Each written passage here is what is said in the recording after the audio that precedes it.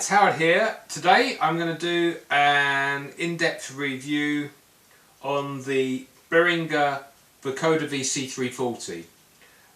It's the newest keyboard I've got. I bought it December last year from Anderton's in Guildford. It's a fantastic little keyboard. You get 3 octaves, nice wooden panels. It's very solidly made, not too heavy but quite robust. I like that. I don't want the keyboard to be too flimsy. If it's overly lightweight, it's not such a good thing, although of course for travelling lightweight is good. But it's pretty lightweight and it will fit into a small bag. So I'm going to go through all the features. We're going to have a look at some of the sounds, well, all the sounds, and all the things you can do with it, really. We'll get into the vocoder section a bit later. I'll start with some of the other sounds that you have.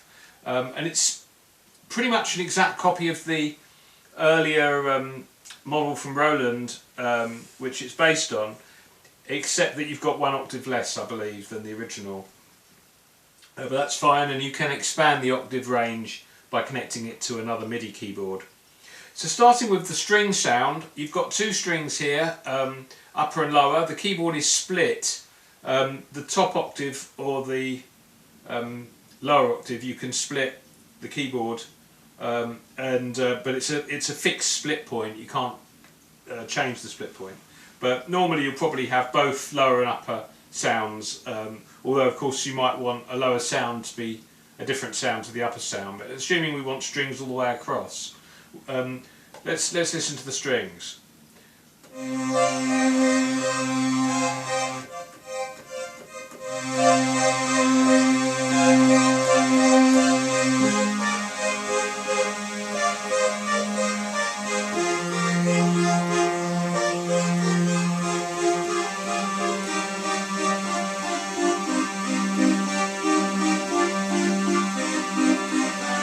There's a little bit of Jean-Michel you might recognise there. Anyway, the sound I've got is just the straight strings, but you can adjust the attack and release.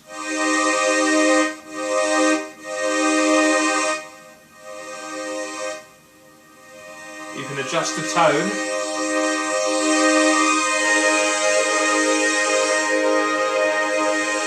To sound more trebly or more bassy. I'm going to move the camera now so it's over the keyboard and you can... Okay, so now we can see the entire keyboard and you can see the string buttons that I've just played over here.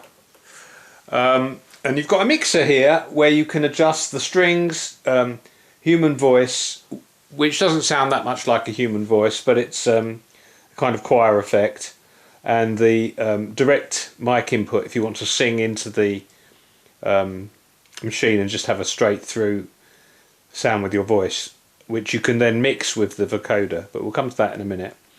So let's hear the human voice sound. We'll put the volume up. You've got an 8-foot 4-foot male on the lower and an 8-foot 4-foot male and female on the upper section.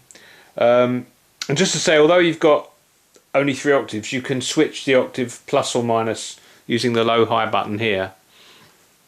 So let's hear what the lower male voices sound like.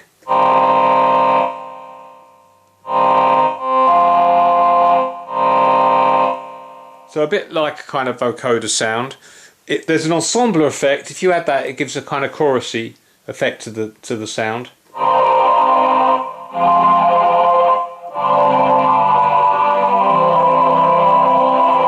Which is quite nice. If we listen to the upper sounds, let's have the upper male.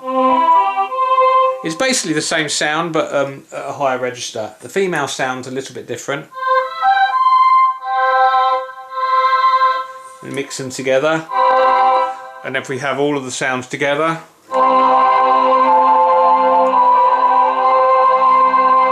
If we mix that with the strings.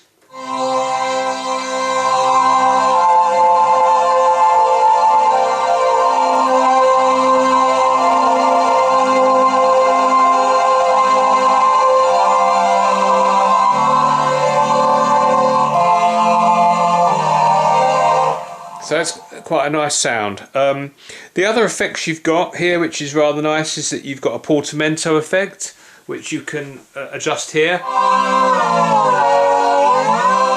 by hand, or you can have it on an automatic mode or through an external controller. So there's a few options here. You've also got some tuning here, because it's an analog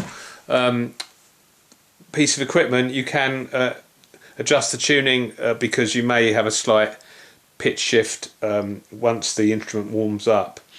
So that's there's a tuning there, and then there's a pitch shift here as well.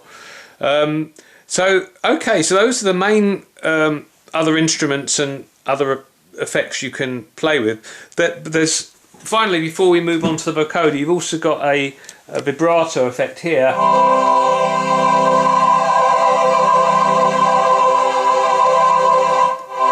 You can adjust the rate, the speed of the vibrato, the depth of the vibrato, and when it comes in.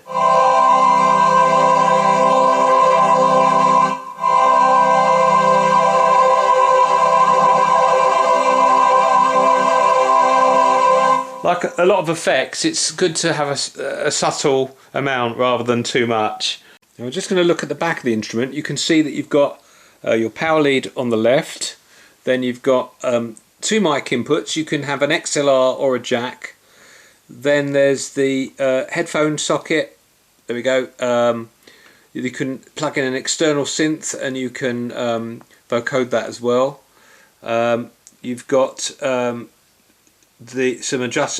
things you can plug in for the vocoder to hold the sound, and a pitch control, and then you have your stereo outputs in, out and through MIDI, and you've got your USB connection as well.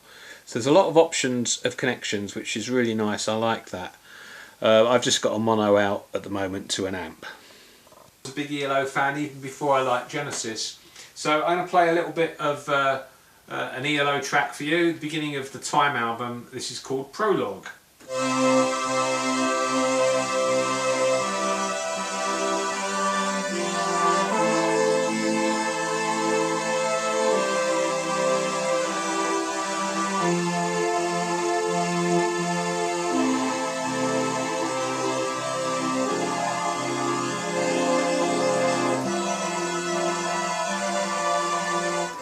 Just on the border of your waking mind, there lies another time, when darkness and light are one, and as you tread the halls of sanity,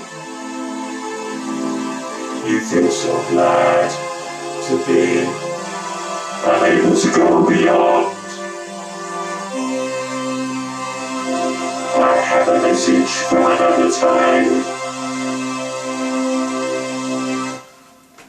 So that's basically the sound. Now you can add a direct mic input to the sound, so you can have I have a message from another time mixed with the vocoder as well. So you can sing on top of the vocoder sound, which is quite a useful effect. The other thing you can do is you can add an ensemble effect, a kind of chorus effect, the same way as you can on the choir sound. So I'll show you that effect with and without the chorus. So a bit of Mr. Blue Sky. Mr. Blue Sky, Mr. Blue Sky, Mr. Blue Sky. So that's without the assemble effect, and now with it. Switch it on. Mr. Blue Sky, Mr. Blue Sky, Mr. Blue Sky.